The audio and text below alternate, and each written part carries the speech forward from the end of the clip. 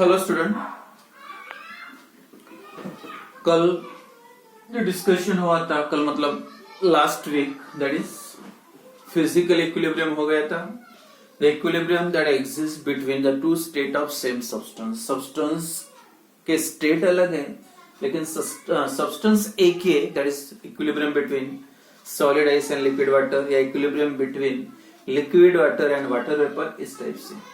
Then next जो topic start किए थे दैट इज केमिकल इक्विलिब्रियम. और जब भी केमिकल इक्विलिब्रियम ये वर्ड आता है that related with chemical reaction. Chemical reaction का मतलब रिएक्टेंट्स एंड प्रोडक्ट्स. तो सिंपल फॉर्म में the equilibrium exist between reactants and products. जब इक्विलिब्रियम रिएक्टेंट्स एंड प्रोडक्ट्स में फॉर्म होता है that is called as chemical equilibrium. और उसके जो दो तीन मेन कैरेक्टरिस्टिक बताया था, जब भी कभी केमिकल इक्विलिब्रियम फॉर्म होता है, व्हेन द सिस्टम या when reaction attend the equilibrium, then there is no further change of concentration of reactants और प्रोडक्ट. प्रोडक्ट का या रिएक्टेंट का कंसंट्रेशन ऑलवेज रिमेन्स कांस्टेंट, यानी एंड तक कंसंट्रेशन चेंज नहीं होगा. Second point, the rate of forward reaction becomes equal to rate of reverse reaction या rate of backward reaction.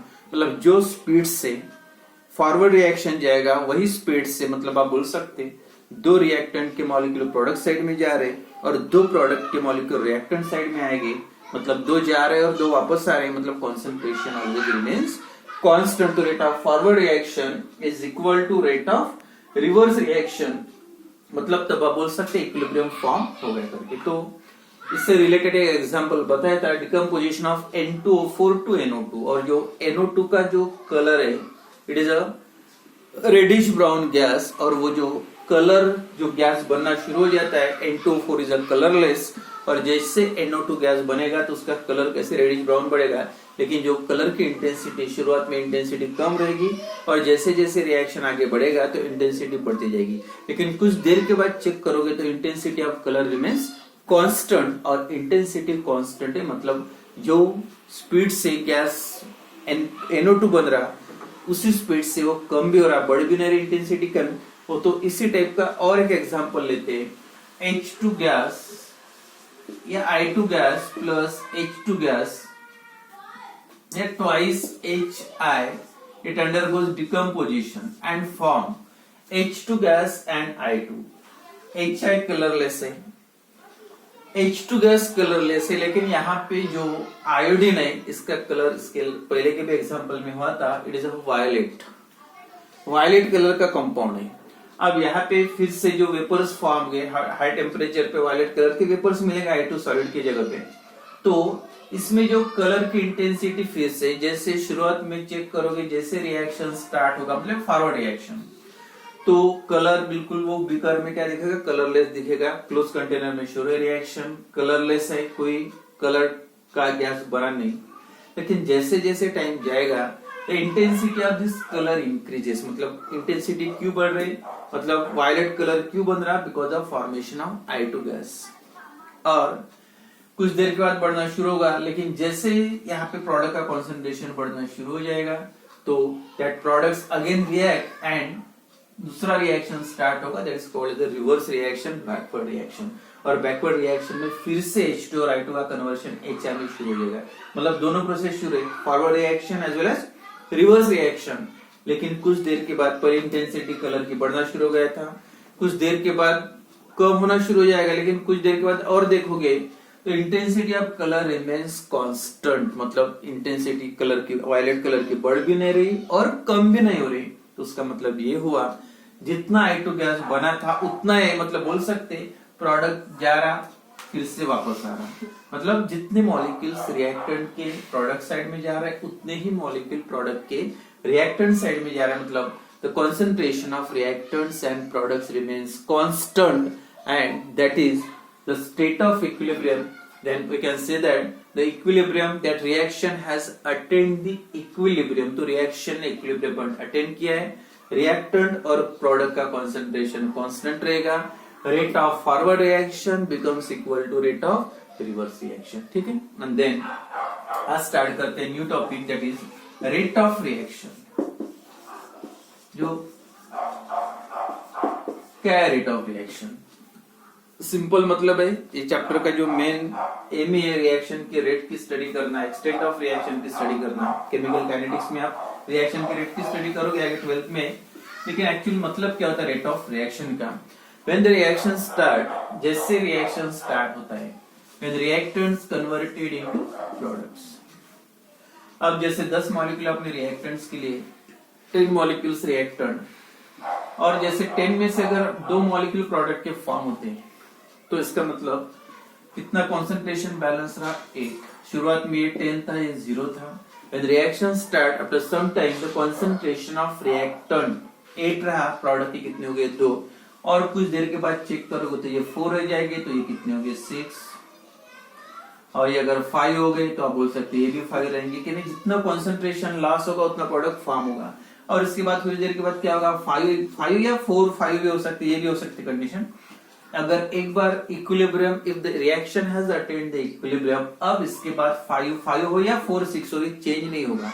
एक मॉलिक्यूल जाएगा और दूसरा मॉलिक्यूल फिर से वापस आएगा, ये भी 5 रहेंगे, कम हो गए 4 हो गए, फिर से वापस आएगा 5 हो गए। मतलब जितने मॉलिक्यूल्स प्रोडक्ट के उतने रिएक्टेंट के रहेंगे, और वो स्टेज को आप बोल सकते हैं the system has attained the equilibrium, reaction has attained the equilibrium, मतलब rate of forward reaction become equal to rate of reverse reaction. तो मेन यहाँ पे रिएक्शन का रेट का मतलब change in the concentration of reactant और product, यानी reactant या प्रोडक्ट का कॉन्सेंट्रेशन कितने टाइम में।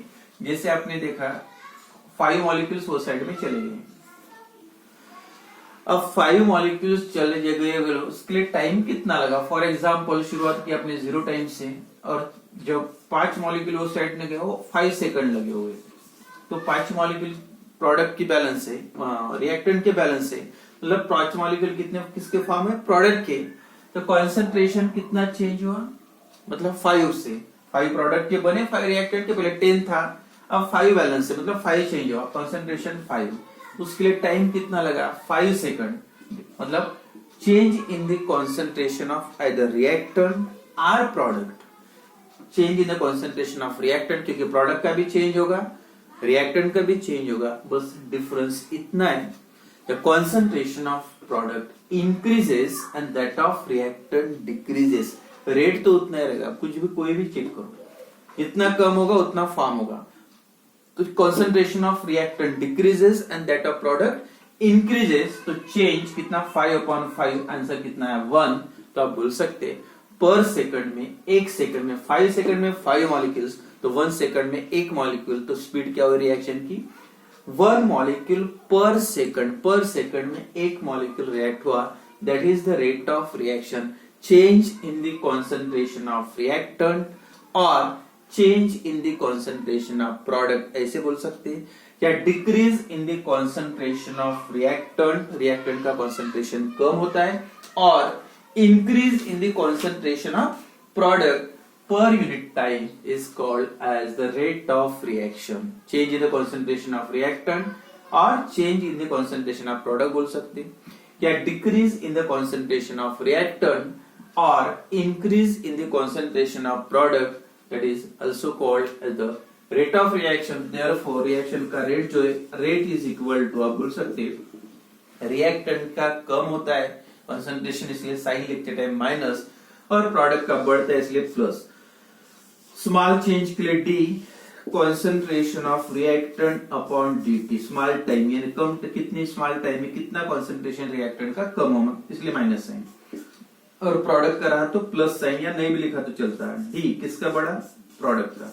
D change in the concentration of product upon dt, that is the rate of reaction, rate of decrease in the concentration of product and reactant, or increase in the concentration of product, that is the reaction rate या rate of reaction।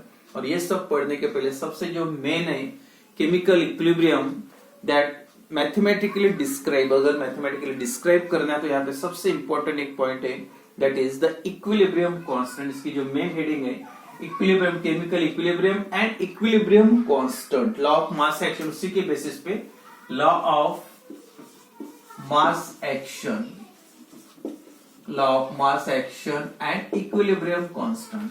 तो equilibrium constant जो Kc है, that decide मतलब जो भी expression equilibrium reaction के लिए, and that expression mathematically described in terms of Kc, that is equilibrium constant.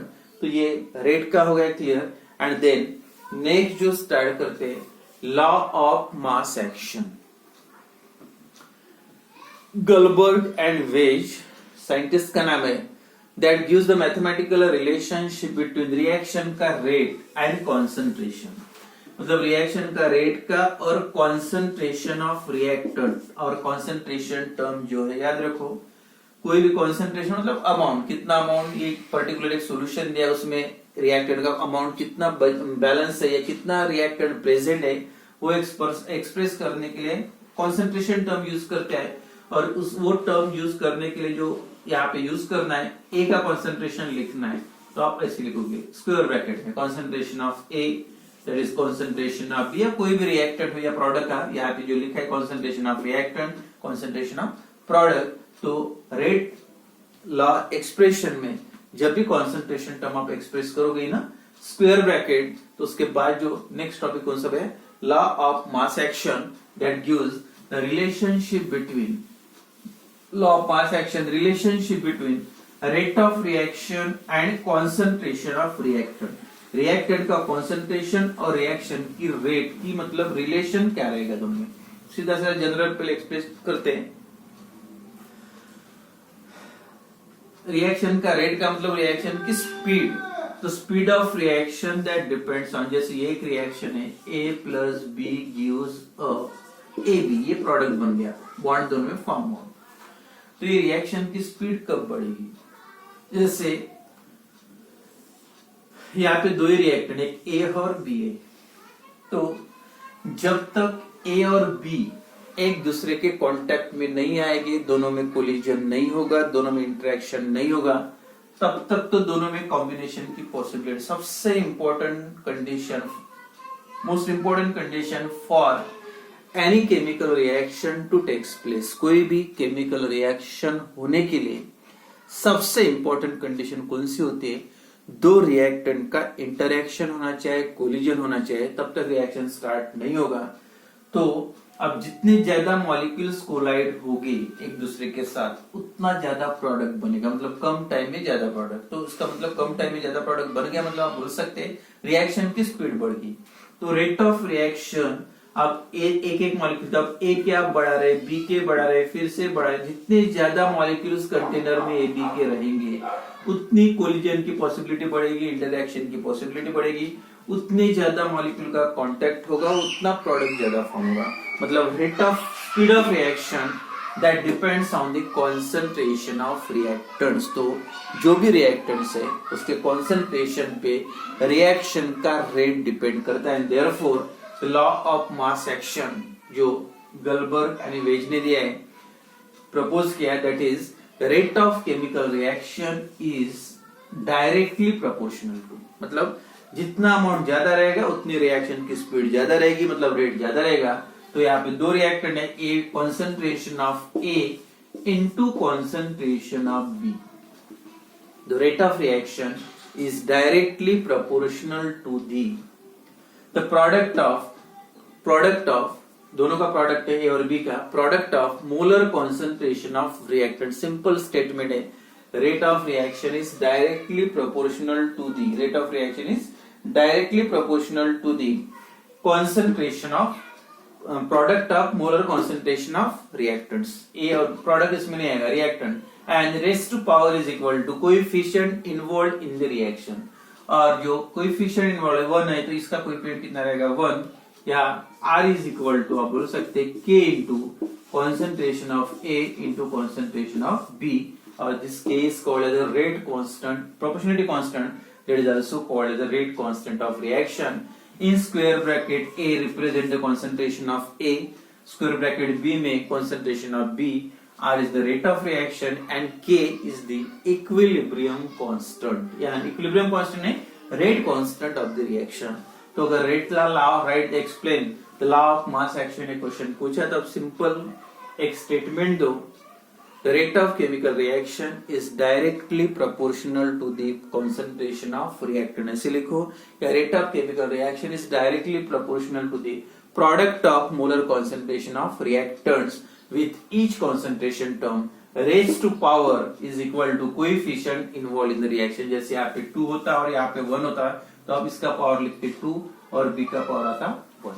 तो raised to power is equal to coefficient that involve in the reaction. उसके बाद ये एक्सप्रेशन, तो 2 मार्क के लिए क्वेश्चन. ठीक है, तो ये हो गया law of mass action that is rate of reaction is directly proportional to the concentration of reactant या directly proportional to the product of molar concentration of reactants.